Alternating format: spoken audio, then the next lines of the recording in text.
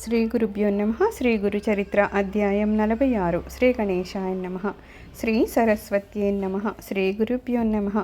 నామధారకుడు స్వామి శ్రీగురుని వద్ద మరొక కవిశేఖరుడుండేవాడుంటిరి కదా. అతడు ఎవరు? అతడు శ్రీగురునికి భక్తుడు ఎలా అయ్యాడో, ఆయన్ని ఎలా సేవించాడో దయచేసి వివరించండి అన్నాడు. సిద్ధయోగి ఇలా చెప్పనారంభించాడు. శ్రీగురుని అనుగ్రహంతో అద్భుతమైన కవితాశక్తిని పొందిన నందిశర్మ కీర్తి ఎంతగానో విస్తరించింది. అతడు రాసిన కవితలు ఎన్నో ప్రాంతాలలోని భక్తులు ప్రీతితో పాడుకుంటూ ఉండేవారు. ఆ రీతిన శ్రీగురుని మహత్యము మరింతగా వెల్లడై ఎందరెందరో భక్తులు వారి దర్శనానికి రాసాగారు. గాణ్గాపురము సమీపంలోనే హిప్పరిగి అనే గ్రామం ఉంది. ఒకసారి ఆ గ్రామం నుండి కొందరు భక్తులు శ్రీగురుని దర్శనానికి వచ్చారు. వారు ఆయనకి పాద పూజలు చేసుకోదలిచి ఆయన్ని ప్రార్థించి ఆయన్ని ఎలాగో ఒప్పించి మేళతాళాలతో ఊరేగిస్తూ తమ గ్రామానికి తీసుకువెళ్లారు. వారి రాక ఆ గ్రామంలో గొప్ప ఉత్సవంగా జరిగింది. ఒక్కొక్కరు ఎంతో భక్తి శ్రద్ధలతో శాస్త్రోక్తంగా ఆయనకి పాద పూజలను చేసుకున్నారు. ఆ ఊరిలో ఒక శివాలయం ఉన్నది. అందులోని శివుని పేరు కల్లేశ్వరుడు. ఆ ఊళ్ళోనే నరకేసరి అని ఒక బ్రాహ్మణుడు కూడా ఉండేవాడు. అతడు మంచి కవి, శివభక్తుడును. అతడు నిత్యము కల్లేశ్వరుని స్తుతిస్తూ పంచపద్య మణిమాలను రాసి కల్లేశ్వరునికి సమర్పించుకునేవాడు. అతడు ఆ శివునికి తప్ప మరే దేవతకు నమస్కరించేవాడు కాదు, మరే దేవతను స్తుతించేవాడు కాదు.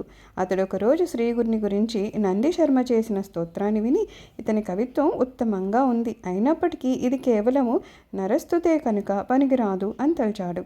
శ్రీగురుడు ఆ గ్రామంలో భిక్ష చేసిన రోజున కొందరు బ్రాహ్మణులు ఆ కవి వద్దకు వెళ్ళి, కవిచంద్ర, మీ పద్యాలు ఎంతో మనోహరంగా ఉంటాయి. శ్రీ నృసింహ సరస్వతి యతివరేణ్యులకు కవిత్వం అంటే ఎంతో ప్రీతి కనుక వారిని స్తుతిస్తూ మాకు 4 పద్యాలు రాసిస్తే అవి వారి చెంత చదివి వారి అనుగ్రహాన్ని పొందుతాము అని కోరారు. నరకేశరి, అయ్యా, అది నా వల్ల కాదు.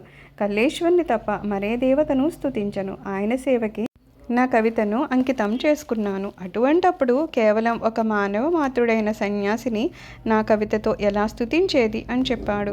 తర్వాత అతడు కల్లేశ్వరుని పూజించుకోవడానికని ఆలయానికి వెళ్ళాడు. అదేమి చిత్రము కానీ ఆ రోజు అతడు పూజ ప్రారంభించిన దగ్గర నుండి అతనికి బాగా నిద్రతూగ సాగింది. అతడు ఎంత ఆపుకుందామని ప్రయత్నించినా ఆగక చివరకు పూజ మధ్యలోనూ కునుకు పట్టింది. ఆ కునుకులోనే ఒక చిత్రమైన కల కూడా వచ్చింది. కల్లో కూడా అతడు ఆలయంలో పూజ చేస్తున్నాడు. అతని ఎదుట మాత్రము ఎప్పుడూ కనిపించే కల్లేశ్వరలింగము అప్పుడు కనిపించలేదు. ఆ స్థానంలో శ్రీగురుడు కూర్చునున్నాడు. ఆయన నవ్వుతూ, నీవు కల్లేశ్వరుని తప్ప మరెవ్వరిని నీ కవితతో స్తుతించవు కదా, మానవ మాతృలమైన మమ్ము ఈనాడు పూజిస్తున్నావేంటి అన్నారు. నరకేసరి త్రుళ్ళిపడి వెంటనే నిద్ర మేలుకున్నాడు. మరలా పూజ ప్రారంభించిన కొద్దిసేపట్లోనే కునుకు పట్టింది. శ్రీగురుడు మళ్ళీ స్వప్న దర్శనమిచ్చారు. మేము కల్లేశ్వరుడు వేరు కాదులే అన్నారు. ఆ కల్లోనే అతడు పూజ పూర్తి చేసి 5 పద్యాలతో స్తుతించాడు. ఈసారి నరకేశ్వరి మేల్కొని తనకొచ్చిన కళను స్మరించుకొని, అయ్యో, నేనింతవరకు పొరపడ్డానే.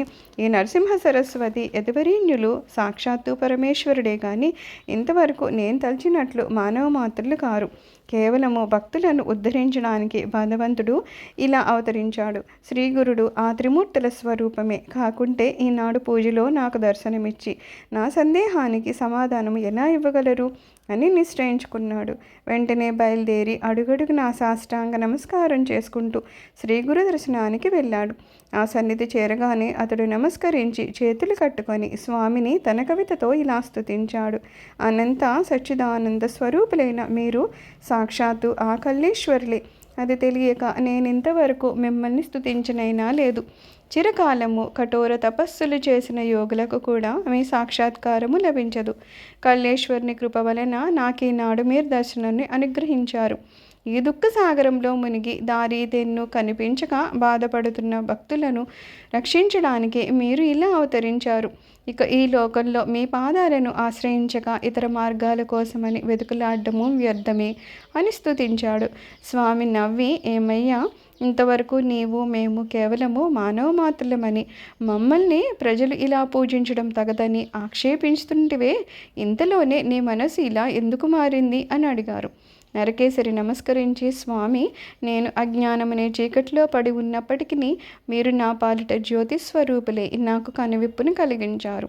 ఇంతకాలము నేను శ్రీకల్లేశ్వరునికి చేసిన పూజలు ఫలించి ఈనాడు నాకు మీ పాదసేవ లభించింది అని తనకు కలిగిన దివ్యానుభవము ఆయనకు విన్నవించుకున్నాడు. ఆయన్ను పూజించి స్తుతించి తన్ను శిష్యునిగా స్వీకరించి అనుగ్రహించమని వేడుకున్నాడు.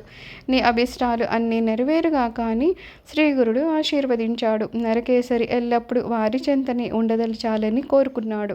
శ్రీగురుడు, ఈ కల్లేశ్వరుడు పరమశ్రేష్ఠుడు, ఆయనంటే మాకెంతో ప్రీతి కనుక మేమెప్పుడు ఆ రూపంలో హిప్పరిగిలో ఉంటాము కనుక నీవు ఎప్పటి వలనే ఇక్కడే ఉండి ఆ రూపంలో ఉన్న మమ్మల్ని పూజిస్తూ ఉండు అని ఆదేశించారు. కానీ అతడు త్రిమూర్తి స్వరూపుడిగా అవతరించిన శ్రీగురుని రూపాన్ని సేవించుకోవాలని ఉన్నతిని మరీ ప్రార్థించిన మీదట స్వామి అంగీకరించారు. అప్పటి నుండి నరకేసరి నిత్యము తాను ఆలయంలో కల్లేశ్వరిని పూజించినట్లే శ్రీగురిని కూడా పూజిస్తూ ఆయన్ను పంచరత్నాలతో స్తుతిస్తూ ఉండేవాడు.